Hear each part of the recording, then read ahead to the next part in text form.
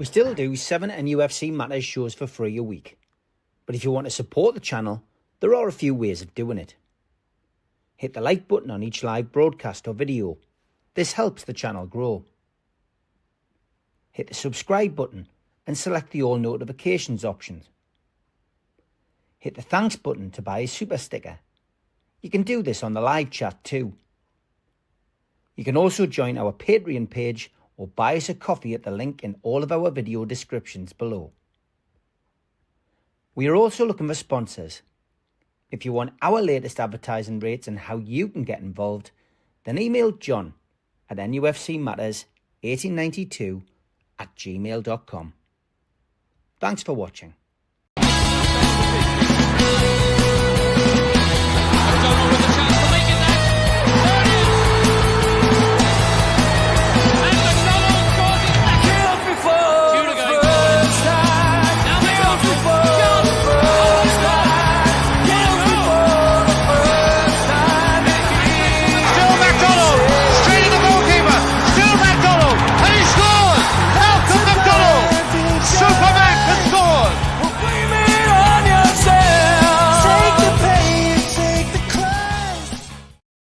Good evening, welcome to NUFC Matters, the Supermac and Gibbo show, joined by the two legends tonight. How are you, lads?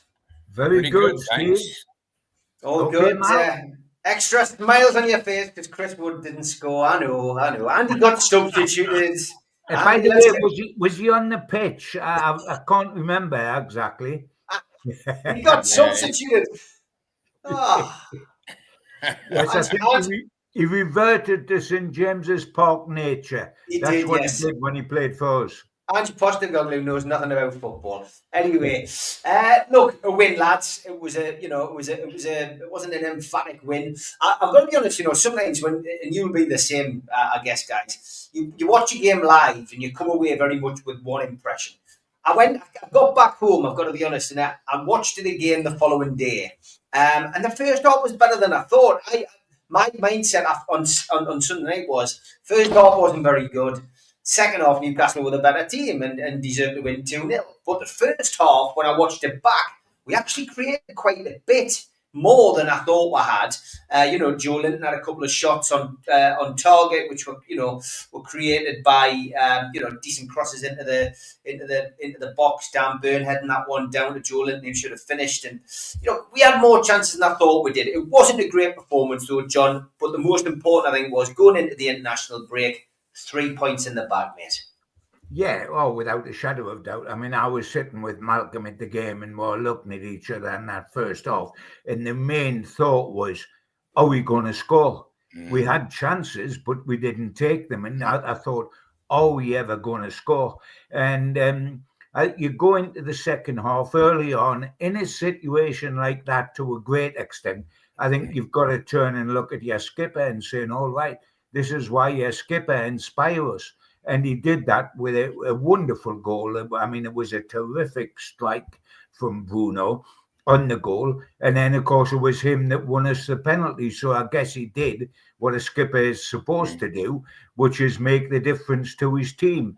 And in the end, we deserved to win. I think there's no question about that. But I was worried at half time when I was sitting talking to Malcolm, where's the goals going to come from? We get chances, but we don't finish the chances. And I thought if that pattern continues, a draw would be a bad result out of that game because we were almost expecting that it was going to happen automatically a win, wasn't it? With the way Forest have been this season with Big Ange, etc. But in the end, the second half, I think, was much, much better. Mark? Yeah, I certainly would agree.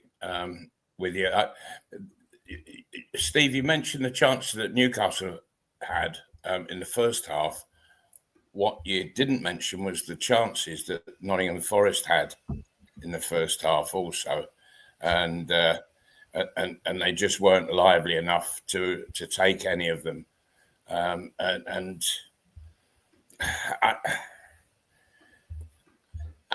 I felt that. Newcastle, what they needed at half time was a right boot up the backside, and I think that's what they were given. because they came out and they looked at a different side. The whole atmosphere about it was completely different for everybody, and so I think they were really told to liven up, and so that happened. You mentioned, John, the Guimaraes goal. It was a great strike from him. Although generally in his game, I have a feeling that he's just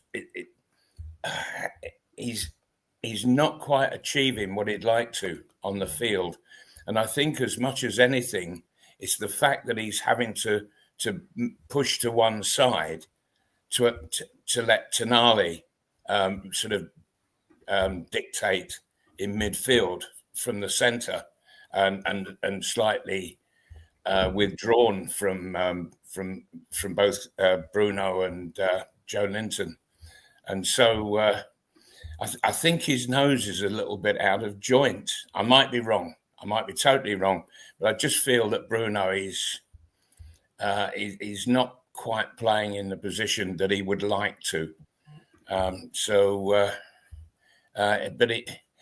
But if he can really turn it on, find that form that we saw from him last season, then I think that we'll have a phenomenal midfield. But just at the moment, he's not quite right in himself, and we need him to be right.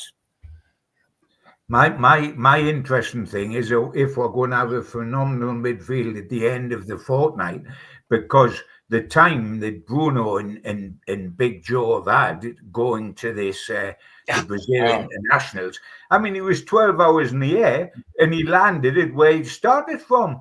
I mean, they started from Amsterdam, they got halfway towards Korea, where they were going, and came back. And I mean, all that plain engine trouble, was it? It was a cracked window. In the plane.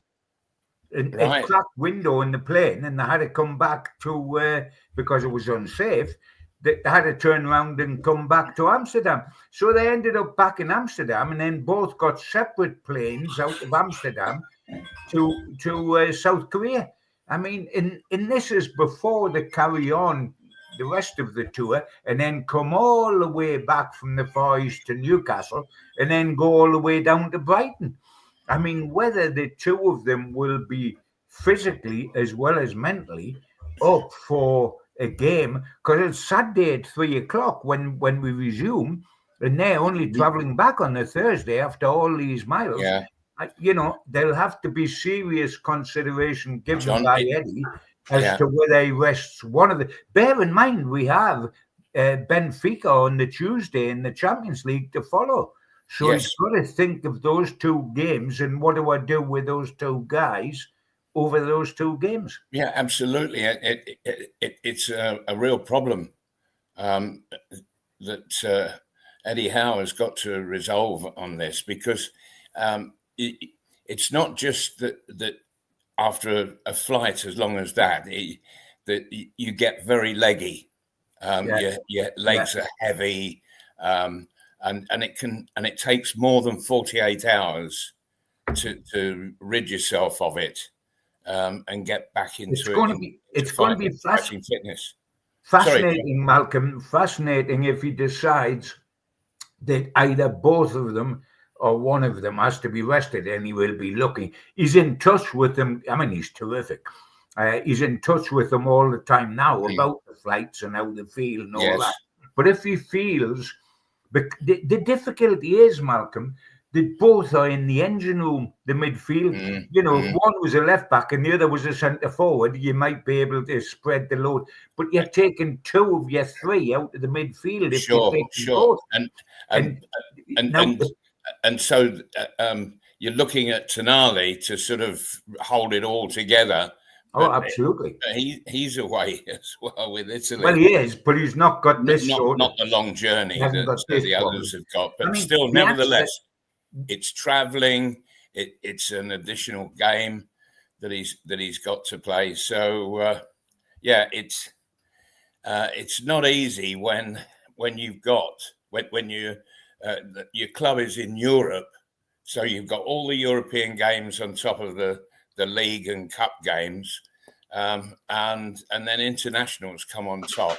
It's a very wearing program. What The international lads have to go through. confuses the picture for me even more, you've got to decide what to do with these two guys, but the automatic man to replace Big Joe, for example, if he goes out, is the guy from Aston Villa. Oh, I suppose, Ramsey, if he was fit, he was on... which he is fit. He is fit, but is he fit enough to start? I mean, if you've got your midfield three and there's been no complication, you play your midfield three and you send Ramsey on for the last 20 minutes. Perfect. Yeah. But if your two are going to be out, you've either got to go with Miley and Willie with Tonali and introduce Ramsey from the bench. But in a perfect world, you would put Jacob Ramsey straight in for Joe Linton, wouldn't you? And probably Miley on the other side. But there's that extra complication. How much are you going to get out of the old Villa boy? How far is his fitness down the line? Because it was hoped he would be on the bench against Forest and perhaps get a quarter of an hour then, but they decided not to risk him, probably wisely, because they've got a fortnight's more training to get in with him because he's not away with anybody, and then he's ready for Brighton.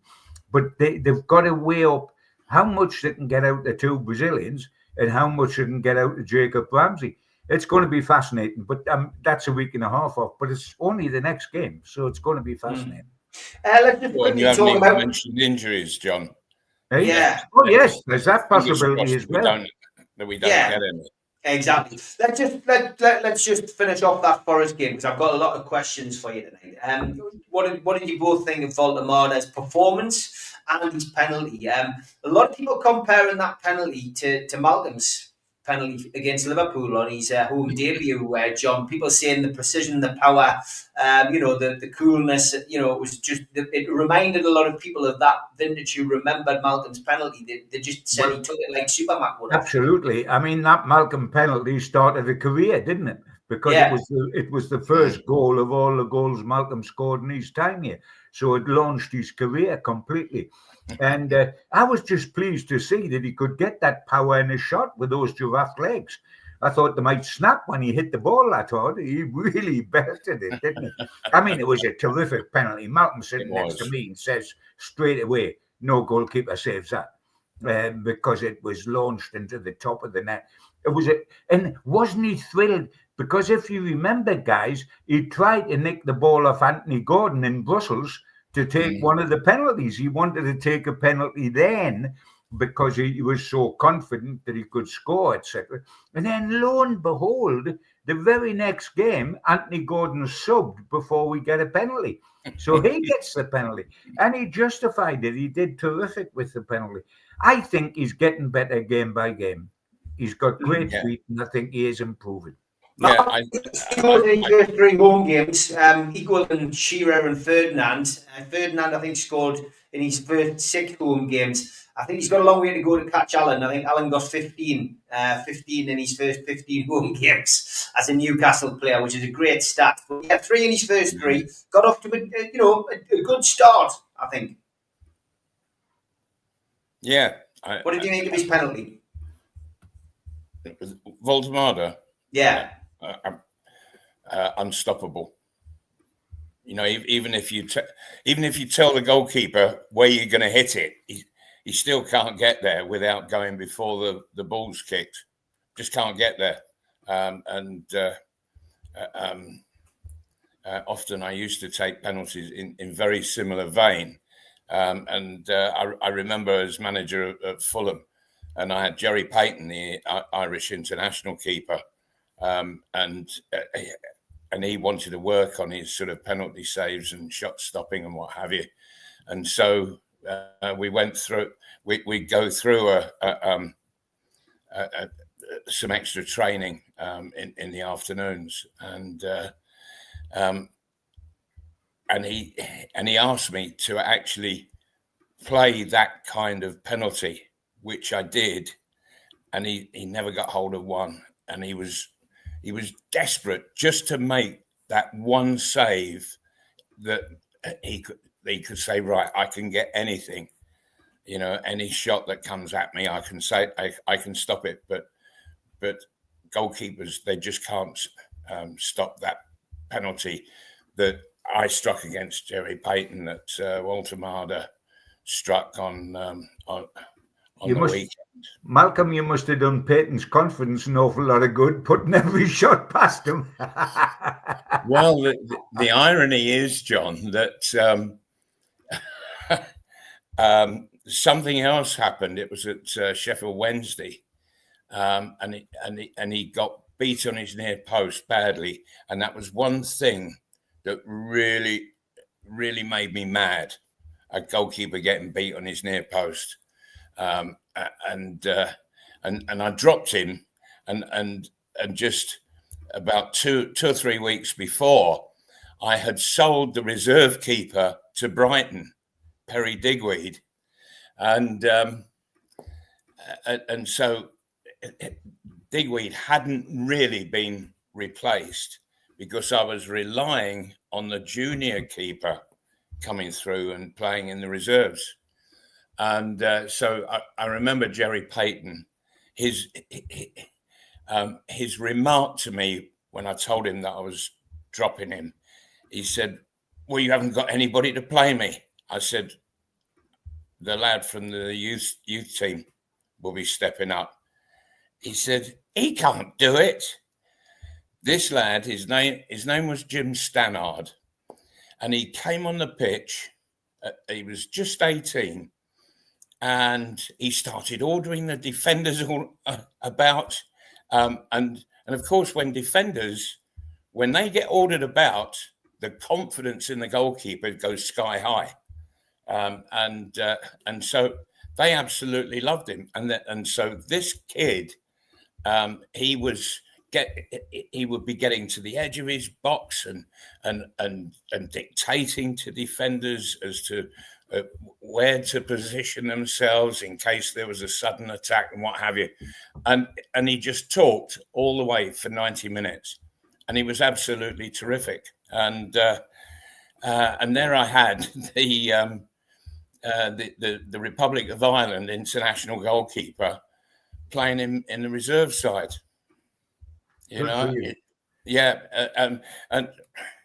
But what I would say is that you goalkeepers, they have to really work hard at things, but there are certain things that they cannot stop. It's just physically impossible, and Woltemade's penalty was one of those. Impossible to stop. Yeah. Okay, good stuff. Well, that's a great result. And Newcastle, of course, having a rest like everybody else this weekend with the international break. And hopefully Eddie gets a chance to work with the likes of Ramsey and Woltemade, who wasn't in his international team. Let's hope that Eddie can get a few more minutes into them on the training ground. And just touching on Tonali, lads. John, I'll start with you. Listen to Paul Scholes this week.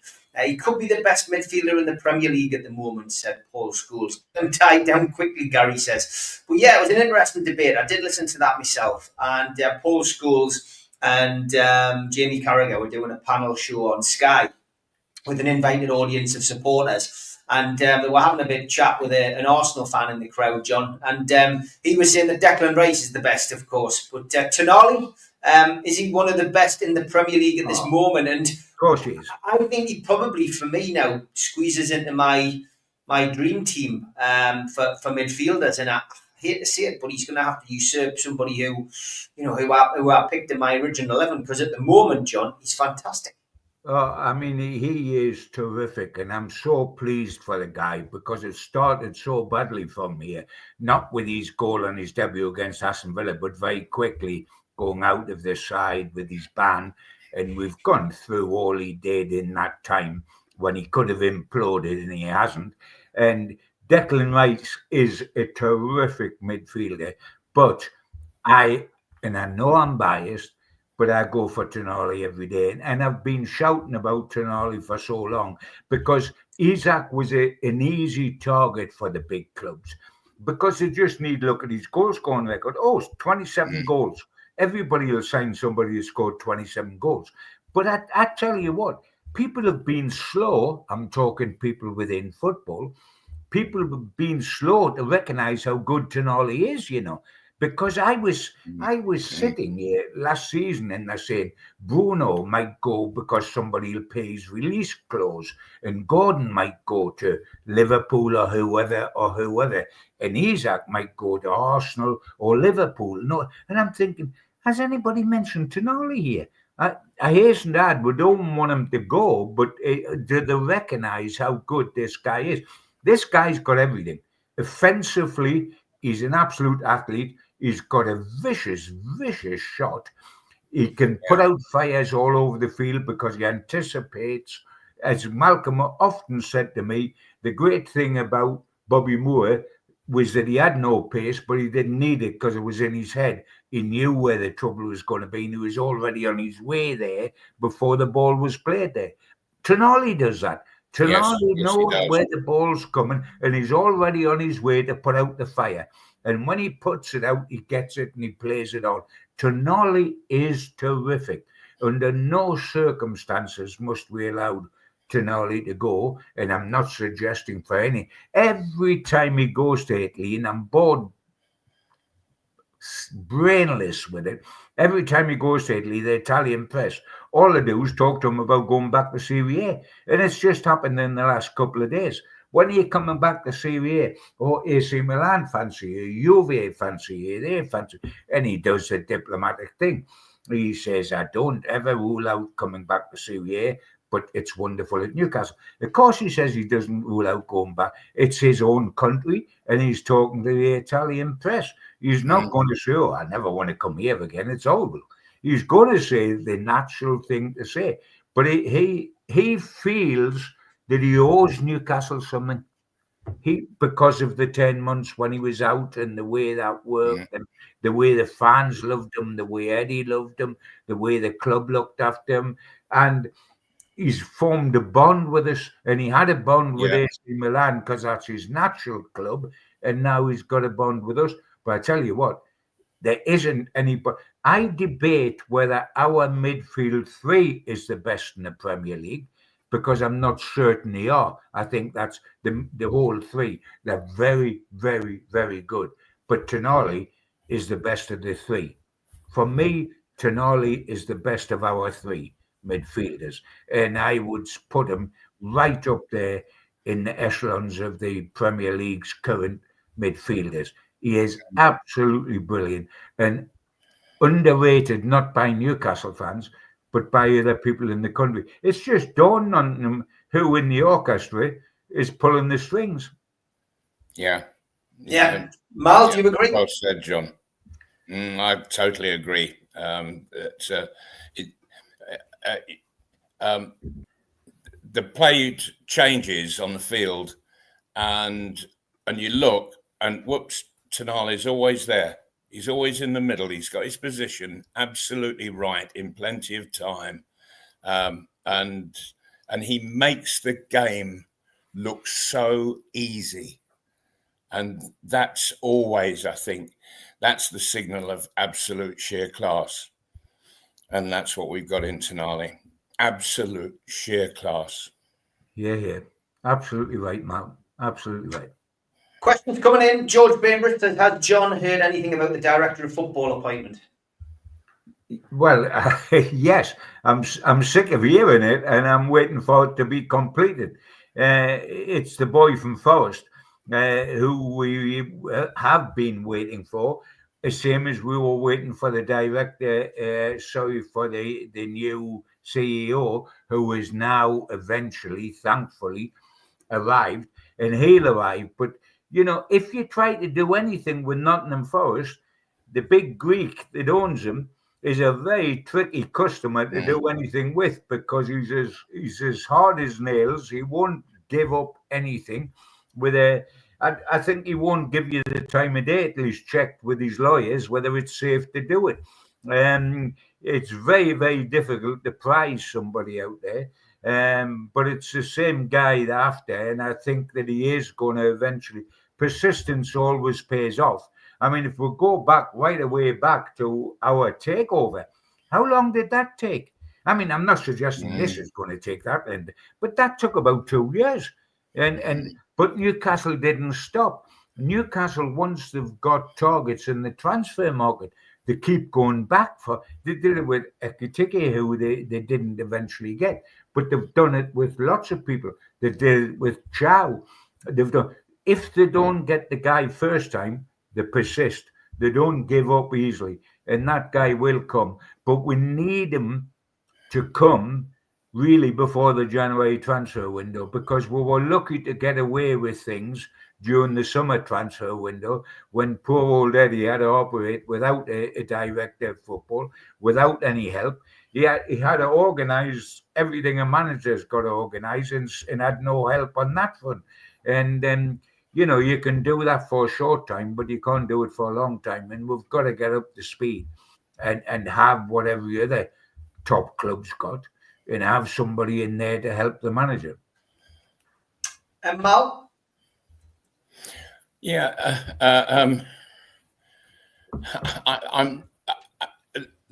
I don't really know the history of this guy, other than what I've seen happen at Nottingham Forest over the past 2 or 3 seasons, and I think he's done a terrific job there. That's for sure, absolutely terrific.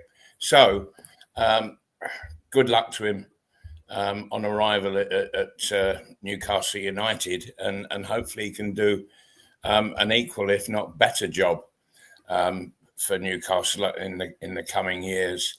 But you were right about the owner of Nottingham Forest. He is a very difficult and tricky character to try and deal with. My word, he is, and he doesn't mind who he upsets, who he insults, and I thought that what he did with Nuno, I thought it was disgraceful. I really did. I thought that he was doing an absolutely fantastic job there. It wasn't to the beneficial of the club, was it? It wasn't the best thing for Forest. And by the way, talking about the director of football and the CEO that we've just got, what Newcastle have been successful on the field because they've had the one manager doing a brilliant job right from the takeover, i.e. Eddie Howe. Mm-hmm. We have changed the CEO and the director of football how many times since the takeover? It seems like the magic roundabout, doesn't it? We go from one to one to one. We need continuity. We need the guy that's coming as CEO, who I met before a game at home a couple of weeks back, a couple of matches back, and he very impressive. We need these guys to stay and get the job done and bed in. We've had too many changes with Darren Eales and the guy before him, and we've had a couple of directors of football in Dan Ashworth and the guy that's just gone out. We've got to have continuity. We must have continuity. We must settle down. You get nothing by trying to build a house on quicksand, and that's the trouble. Yeah, well said. Well said. Okay, we are halfway through the show. Go on, Mal. Get a quick point. I was just going to say, whilst on the subject of Nottingham Forest, that dear old Frank Clark was Bob Moncur's guest, and so it was lovely to see him and his wife, and after the game, I was able to have a nice little chat with them, and it's not just Nuno who the owner is really upset, but Frank as well. Frank's just literally been booted away, and when you think that he joined almost immediately back in 1975, when he left Newcastle United, and he's been a player who has won so much at Nottingham Forest. That was an exceptional time under the manager Brian Clough, and he's gone on to manage them, to be the chairman for quite a long time. And this Greek fella, he's come in and just bombed Frank out, and it's and he's one of the most honest, straightest guys that you could ever wish to meet in footballing terms. And I think that what's happened to him is absolutely disgraceful. I really do, and I know that it's hurt him very badly.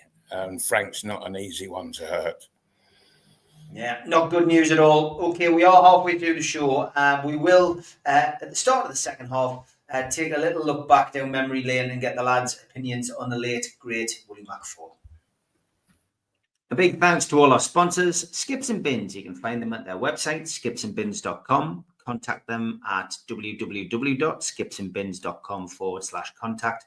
Say hello to low-cost waste disposal with pay-as-you-go and contract waste management. A big thanks to Mr. Vicky's Sauces, handmade in Cumbria. You can find them at their website, mrvickies.co.uk, email info@mrvickies.co.uk, or telephone 01768 210 102. Thanks to our fanzine sponsor, United Group Travel. There are no strangers on our tours, just friends you haven't met yet.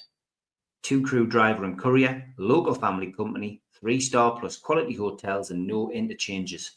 Hot and cold snacks and drinks available on the coach, all excursions included. Their website, unitedgrouptravel.com, email beverly.ugtl@gmail.com, telephone 01670 632 460 or 0791 666 4174. Just £30 per person deposit.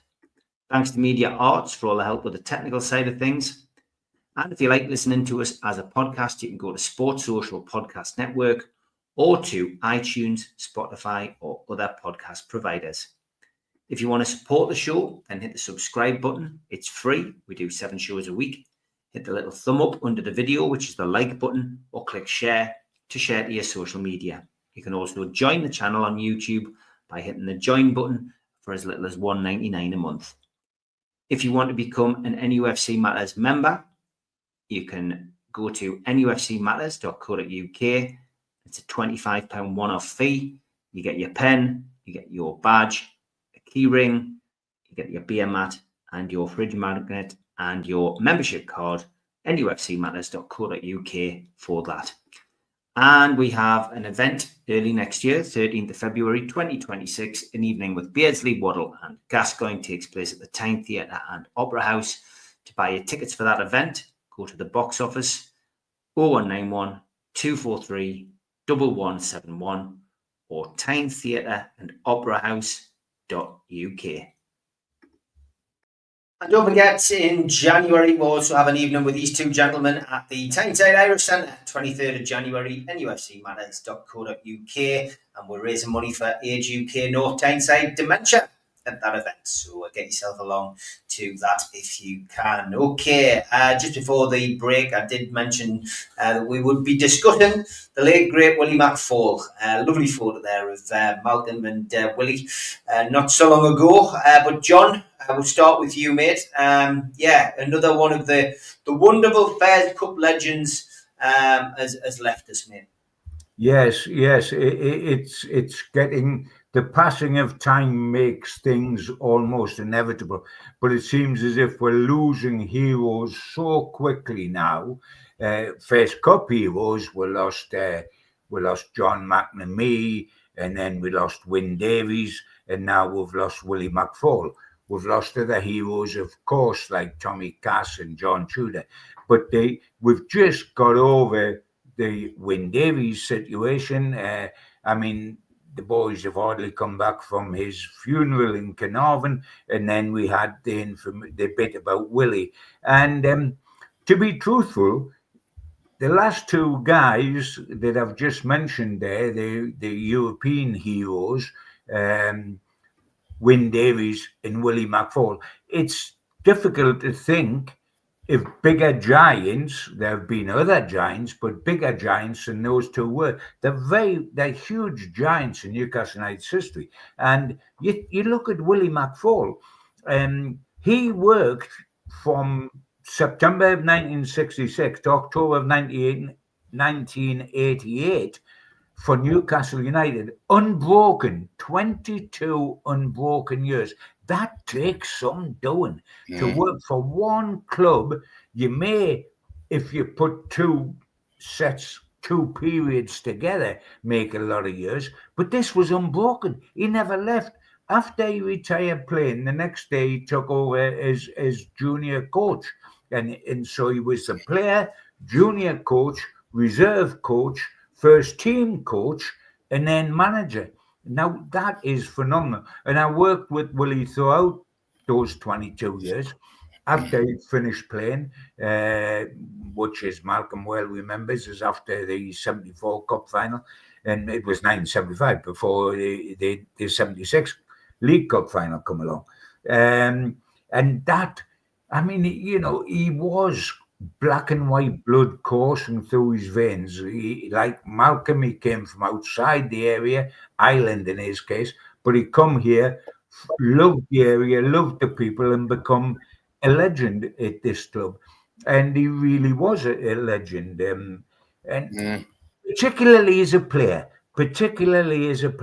I mean, obviously, as a coach, you don't become a legend if you stay a coach because you're below stairs.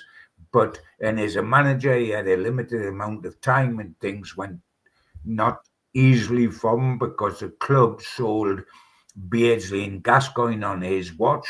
And yes, he brought players in. They weren't quite up to scratch, but it was tough as a manager. But as a player, I mean, absolutely, over 300 in odd games. He won Newcastle's only ever European trophy, and of course played with Malcolm in the 74 FA Cup final. And if I've got to look back at the playing career of Willie McFall, 3 games for me stand out as beacons to what Willie was all about. The first one was the semi-final of the European Fairs Cup, when we went up to Glasgow Rangers in the first leg of the semi-final. 70,000 in Ibrox. It was like a bear pit. Believe you me, you go to Rangers with all the Rangers fans, and we had loads of fans, but with all the Rangers fans, it was like a bear pit. They get a penalty, and he saves it. He saves a penalty in front of over 70,000 fans in Ibrox, 0-0. So he set up the second leg, hasn't he? He set up the second leg for us to win, and we duly did, 2-0. We then go to the final against Uzpest. We're 3-0 in the first leg at home. Game over. You would think. Game over. 3-0. What an aggregate to take the away leg. Yonks later went to June. I mean, half the country won the summer holidays. In our season was still going on. Went to June when we go on the Blue Danube. The first half there, Uzpest Doza paralysed us. I mean, absolutely paralysed. We were 2-0 down, which meant we were only 3-2 up on aggregate. And by the way, you say, well, how could Willie be that good? Hey, it would have been 6-0 down without Willie. He was absolutely sensational. And then we get the goal, second half, job done. And the third one, which Malcolm will remember ever so, and I'll hand over to him when I say this, semi-final of the FA Cup, Burnley at Hills. We're exhausted having played Nottingham Forest 3 times in a blink of the eye in the previous round. We'll go on there. We're getting battered, absolutely battered in his Fandabeldozi, until then Malcolm goes and scores 2 outrageous goals. But Malcolm has generously said, and he will say it again, the real Supermac that day was as much Willie McFall as it was. Sure.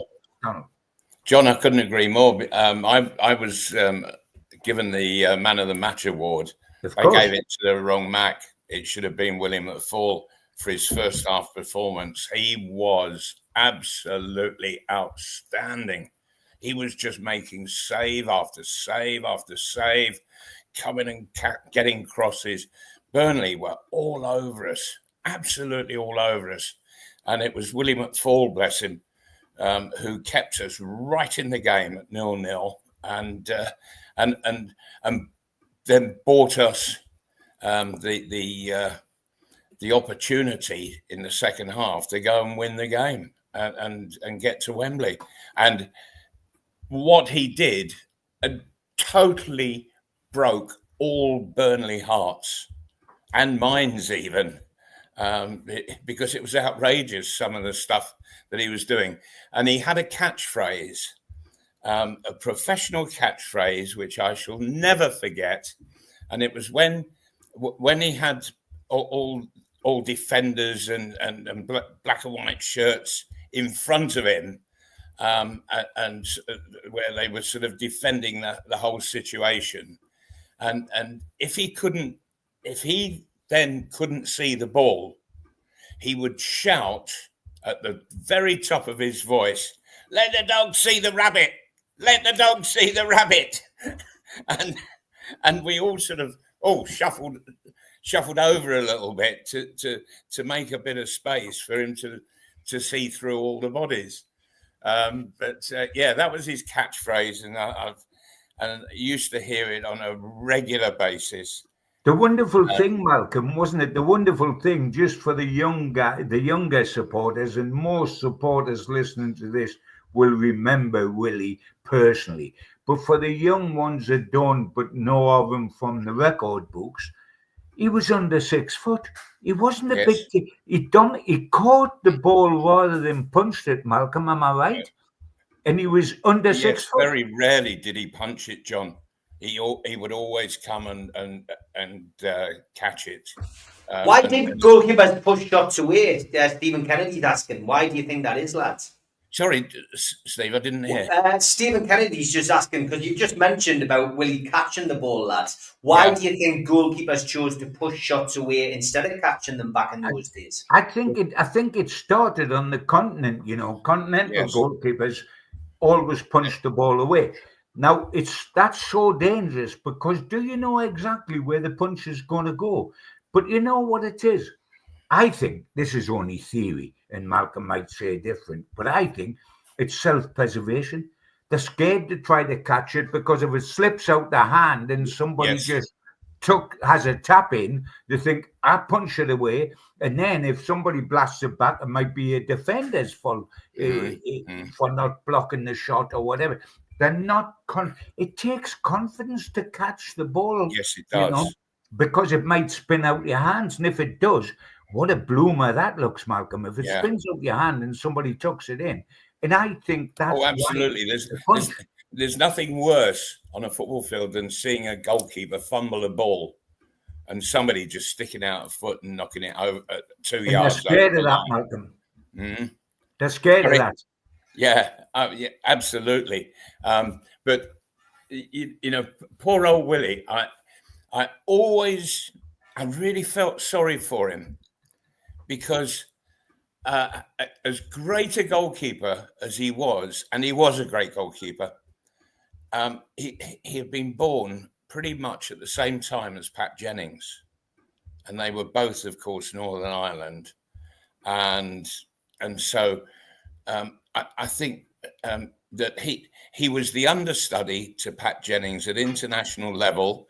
He travelled all around the world, heaven knows how many times, to sit on the bench. He must have had corns in his backside.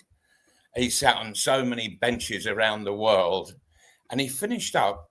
Am I right in saying he only got 6 caps, John? 6 caps, Malcolm. You're absolutely right, and you're absolutely right, and that's why he probably sat on the bench 856 times. I'm being extreme, but by the way, as well, Malcolm, may I mention, and you will know this and be able to confirm this more than anybody, we have been talking about the current goalkeepers punching the ball, and the fact that Willie McFall, under 6 foot, caught it. the fella you've just mentioned, Pat Jennings, who you played with at Arsenal, caught it one-handed. One-handed, yeah. And of course, I left Newcastle and went to Arsenal, and I was there a season, and Jimmy Rimmer was in goal. But at the end of that season, they bought Pat Jennings from Spurs, and he moved across London. And of course, that was if some ordinary footballer had made that move, he would have been crucified. Oh. But Pat Jennings was just he was gold dust, and he was just completely accepted by all the Arsenal supporters, and never did they take the mickey that he was once upon a time a Spurs player, but he would come and just catch it with one hand, and he would actually get hold of the ball that was sort of travelling at a fair old rate of knots, and just catch it. Thank you. Where keepers these days, they can't do it two-handed, but also it was about the second or third game that Pat played for Arsenal, and the opposition had got a free kick outside the box. So we put a wall up, and it was my job to go and stand on the ball, line the wall up, and then go on the end of the wall to rush out and look to block the shot. And so out we came. The ball was cleared about sort of about 20 odd yards outside the penalty area, and Arsenal at the time, we would just push out and look to push and squeeze the opposition into an uncomfortable area, and this opponent, he controlled the ball, ran it forward about 15 yards, and he let go with a ferocious right foot shot. And Pat Jennings, he was on the edge of the 6-yard box. And as this ball was whistling through the air, he just shouted, "Bar!" And sure enough, the ball hit the bar and went out at an angle, and he just shuffled across the edge of his 6-yard box to get his angle right for the new position of the ball. And I thought, I don't believe what I've just seen and heard. You know, how on earth did he know that the ball's going to hit the ruddy bar and then come out, not deflect into the net? But that was Pat. He knew those 3 bits of wood. He knew them to the absolute ultimate, and knew exactly what his area was. And he was not only a joy to play with, but he was a joy in the dressing room, because he was such a lovely, lovely man. And he was pretty much a nanny to his children, because his wife was a professional singer, and she used to go off on the cruises, long cruises around the world, and entertain on the liners, and he would be rushing home from training to go and get the kids from nursery school and stuff like that. You know, and they were just so down to earth, lovely, wonderful people. And of course, I think he's still involved at Spurs. Yes. It wouldn't surprise me. He's been the goalkeeping coach there for a very long time. Wonderful man, lovely man. But Willie McFall, what a terrific goalkeeper, and to be born at the same time as Pat Jennings, that's got to be one of the unluckiest birth times of all.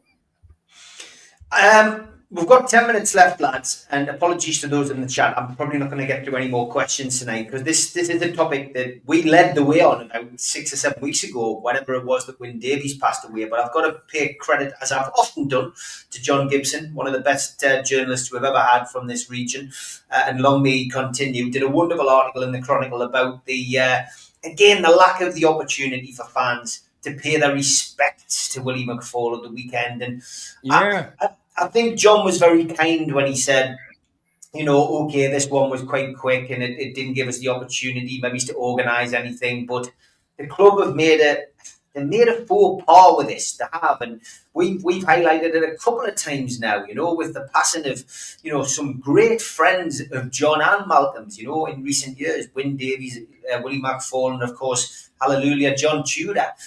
Those people need to be recognised, and the fans need that opportunity to be able to do what they've always done. We just give them a round of applause. And I just hope that somebody at the club, and I know the club does watch podcasts and they watch these kind of things on a regular basis. We're not having a go at the club. We're just saying, please have a rethink, because ultimately these people, fans cheer the lads on in black and white when they're at their peak. But we'd like to say thank you and goodbye, and we're not getting that opportunity, lads. That was the beauty of John's article in the Chronicle.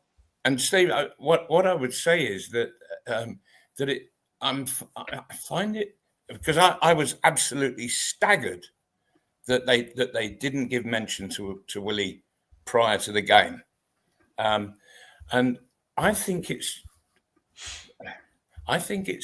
disrespectful of a club to ignore the passing of some of the club's great players, ordinary players. It doesn't matter.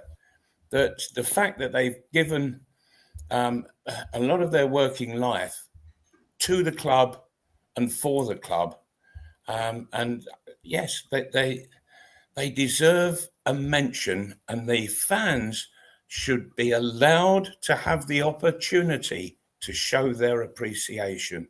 That's a big thing, Malcolm, for me.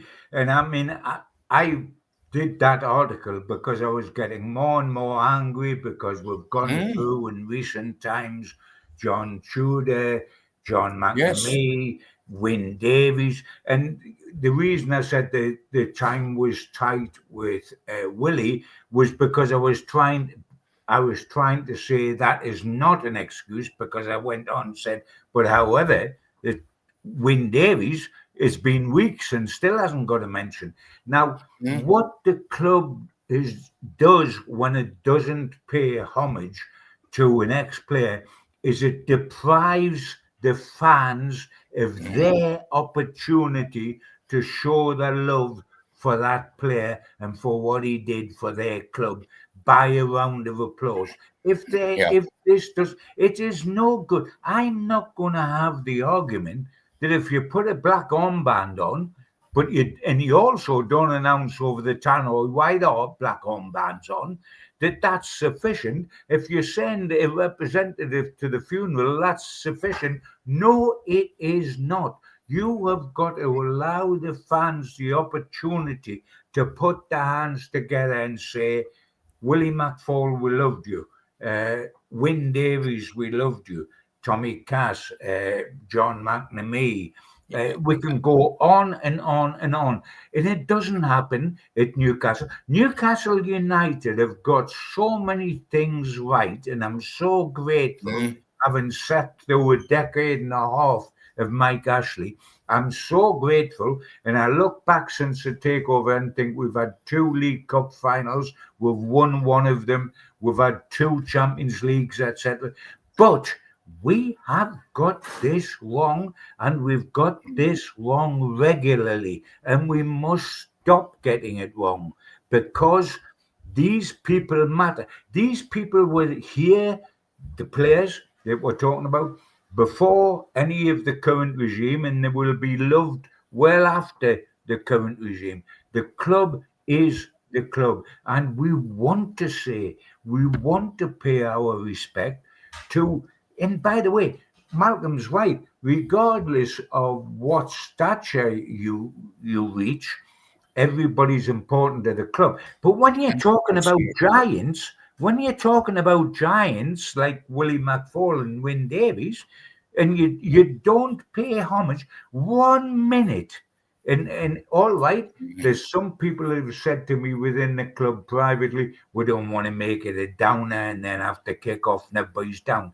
Well, that's the only reason there would be a downer is or theoretically, is if you have a minute silence. Have a minute applause. It's a minute applause. Couldn't agree more, John. It's uplifting. It's everybody saying, isn't it wonderful? We're applauding the life and what these guys did for this club, and not to pay any respect to that. And you should see my email box, and you should see the phone calls I've had, and the people who've got in touch with me. A, pleading me to do this, and B, since I did it, saying, thank you, John, for doing it. And I did it out of my own heart anyway. But we've got to get this right. Please do not take history out of this club, because history is part of every football club. But it's a huge part of this football club, because for a long time, it's all we had. We only had history. We didn't win things. We had history, and we love that's how there is a number 9 legends. Because we love our heroes, and we should say goodbye. And once we lose the chance, we've lost the chance with Wyn. We've lost the chance with Willie McFall. You can't do that in a year's time. That's gone. Yeah. Well, here's my suggestion. If the club want to rectify this, what they could do is they could start afresh next anybody more this year. Manchester City at the I'm not sure, so forgive us if I'm wrong, but it's either at the start or the end of the season. I think it's the end though. What they do is on the big screen at Manchester City, they have some emotional music, a bit like the Sports Personality of the Year award, and they have a list of names and images of the players that we have lost that season. Now, that gives the players and the management and the fans the opportunity to stand on the pitch and applaud those that we've lost. So, my suggestion to Newcastle United this year would be to leave it till the end of the season. And I know we haven't got the best screen and not everybody has access to it and can see it in the ground. Yeah. But at least for me, this year, those players who were legends of the club could be a little tribute to them. I know it might be difficult to extend the offer of a chance for the players' wives or family to attend. But I just think that would be a lovely gesture on behalf of the club. And then moving forward, if that's the way they do it, then just do it once a season. But everybody then gets the opportunity, you know. And of course, it's a lovely story to do, John, isn't it? For the last game of the season. Yeah, I mean, this season, story to do in the programme. This season, yes, Malcolm, because the opportunity has been lost to do John Tudor, to do Wyn Davies, to do Willie McFall. So this season, by all means, let us do that. But I'm going to go further. Next season, and from now on in, fans feel the emotion of the weekend to lose that particular player. You've got to pay homage immediately. This season, let's do it because you want to do it because we haven't done it for these other people. But what? We give up before we played Nottingham Forest. If we'd had a minute's applause for Willie McFall, what harm would that have done? Would it have spoiled the atmosphere? Applause? No. Would it have brought us all together as an NUFC family? Yes. Would it have given real comfort to the family? Yes. Would people that care about them like us three talking here? Yes. Let's do it immediately. Let's this season do what Steve said and do it at the end of the season because we'll miss so many out. But please, let us do it at the time it's totally appreciated, when it's heartfelt, when people care. When we lose somebody, people have an outpouring of emotion and they want to outpour it then. They don't want to outpour it 6 months down the line. They want to outpour it when they've just heard they've lost that guy. Let's do it properly. Let's not do it half-heartedly. Let's not do it as if it's just some gesture we're forced into do it. Let's do it properly, big time. It's the heartbeat of any football club there is. The heartbeat is the great players we've had and how much we treasure them. Let's continue to treasure them, and let's do it when it matters. Yeah, John. Yeah. Great stuff. Yeah, absolutely. And that what has gone before, of course, it's the history of the club, and the history is so important to any sports club. The future is unknown, but for sure we know what's gone before. Great show, lads. The hour is up. Thank you, everybody, for tuning in. Over 700 watching live tonight. Always a pleasure to entertain you on a Thursday night. We'll be focusing again on football next week. But thanks for watching. I'm back 5 o'clock tomorrow with the three amigos. Supermac, Gibbo, thanks as always. Take care, lads. All right, we'll be with you next week.